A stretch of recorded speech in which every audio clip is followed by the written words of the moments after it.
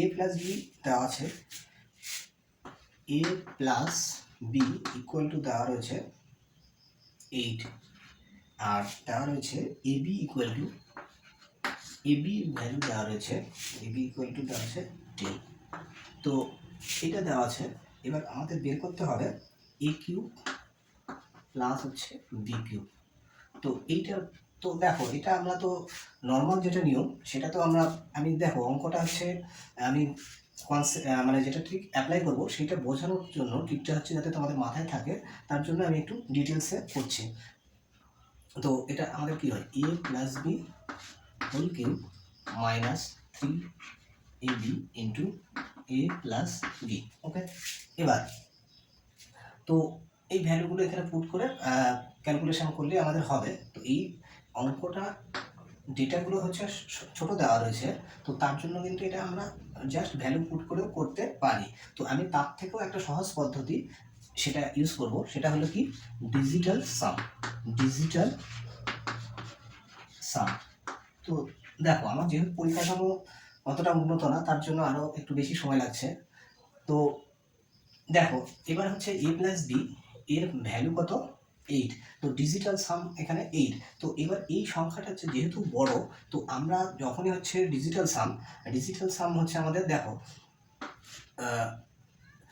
আমাদের হচ্ছে ডিজিটাল সাম কি হয়, 1 থেকে শুরু করে 9 অথবা হচ্ছে 0, 9 হলে সেটাকে 0 বলা হয়। তো এদের মাঝখানে যখনই হচ্ছে ডিজিটাল সাম আমাদের হচ্ছে মোটামুটি 5-এর বেশি হয়ে 5 বা 4-এর বেশির দিকে যাচ্ছে, তখন এই যে হচ্ছে 6, 7, 8, এই ক্ষেত্রে আমরা ডিজিটাল সামগুলো হচ্ছে এগুলো না নিয়ে এখান থেকে 9 থেকে যদি এটাকে যদি আমরা নেগেটিভ ডিজিটাল সাম মানে এখান থেকে যদি আমরা 9 মাইনাস করি তাহলে ডিজিটাল সাম কত হবে, এই 5 থেকে 9 যদি মাইনাস করি তাহলে আমাদের হচ্ছে -4, এরকম ভাবতে পারি। তাহলে 6-এর ডিজিটাল সাম কত হবে, যেহেতু এই ডিজিটটা বড়, তাহলে এর ডিজিটাল সাম আমরা হচ্ছে 9 মাইনাস করলে -3 ভাবতে পারি। ঠিক আছে, তো 7-এর ডিজিটাল সাম কত ভাবতে পারি, 7-এর ডিজিটাল সাম 9 মাইনাস করলে এখানে হচ্ছে -2 হতে পারে। 8-এর ডিজিটাল সাম কত হবে, 8-এর ডিজিটাল সাম দেখো এখান থেকে 9 যদি মাইনাস করি তাহলে কিন্তু হচ্ছে 8-এর ডিজিটাল সাম -1 হচ্ছে। ঠিক আছে, তাহলে এই যে ডিজিটগুলো ছোট আসছে তাতে আমাদের কিন্তু ক্যালকুলেশন অনেক ফাস্ট হবে। তো এইটা আমি হচ্ছে বোঝানোর জন্য এতটা লিখলাম। তো এখানে হচ্ছে 8-এর ডিজিটাল সাম, এর ডিজিটাল সাম আমি তাহলে কত ভাবতে পারি, ডিজিটাল সাম -1 ভাবতে পারি। ওকে, তো 9 মাইনাস করে, তো এর ডিজিটাল সাম এটা তো 1 হচ্ছে, এতে আর আলাদা করে ভাবার কিছুই নেই, 1 হলো। এইবার আমরা এখানে হচ্ছে ডিজিটাল সাম যদি ইউজ করি তাহলে -1-এর কিউব মানে এটা আমরা ডেফিনেটলি জানি -1ই হচ্ছে। এখানে দেখো আমি কিন্তু ডিজিটাল সাম ভ্যালুগুলো ইউজ করছি, তো -1 হলো। এবার হচ্ছে এখানে -3 রয়েছে, আর এবির হচ্ছে ডিজিটাল সাম কত, 1, তাহলে এটা হচ্ছে 1 আর এটা হচ্ছে -1। তো এইটা একবারে আমি এবার করবো, দেখো এটা মাইনাস মাইনাসে প্লাস, এটা অ্যাকচুয়ালি কত হচ্ছে 3 হচ্ছে এই ভ্যালুটা, আর এদিকে হচ্ছে -1, তাহলে এটা অ্যাকচুয়ালি হচ্ছে 2 হচ্ছে। তাহলে ফাইনাল যে রেজাল্টটা তার ডিজিটাল সাম কত হলো, ডিজিটাল সাম হলো 2। এবার আমাদের হচ্ছে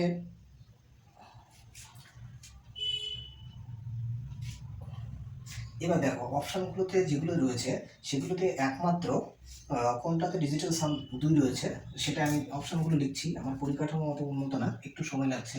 তো কী দেওয়া আছে, 2, 7, 2, এটা এ নম্বর অপশান। বি নম্বর অপশানে বলা আছে বি নম্বরে 1, 1, 1।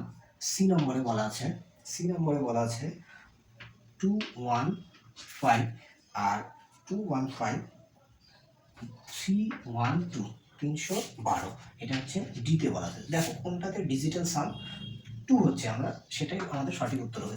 দেখো 2 + 7 9, 9 হলে আমরা সেটা ক্যান্সেল করে দেবো, তাহলে এর ডিজিটাল সাম কিন্তু 2 হচ্ছে।